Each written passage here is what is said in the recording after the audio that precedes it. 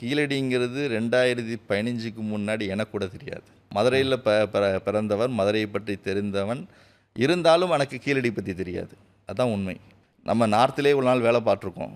அவ்வளோ வேலை பார்த்ததுல நம்ம ஏன் நம்முடைய தென்னிந்திய பகுதியை ஒரு மையமாக எடுத்துக்கொண்டு கலாய்வு செய்யக்கூடாதுன்னு ஒரு எண்ணத்தில் தான் அந்த ஒரு சின்ன டீம் வந்து பயணித்தோம். ஓகே, தென்னிந்தியா முழுக்க பொறுப்பில் இருந்த ஒருத்தர். ஆனால் வைகை நதி நாகரிகத்தை கண்டறியணும்னு ஆர்வம் எப்போ வந்தது, அல்லது வேற ஏதாவது? அது பார்த்தீங்கன்னா தொல்லியல் துறைங்கிறது ஒரு இன்ட்ரெஸ்ட் சம்மந்தப்பட்டது தான். உங்களுக்கு ஒரு விருப்பம் இருக்கணும், இந்த பகுதியில் நம்ம ஆய்வு செய்யணும்.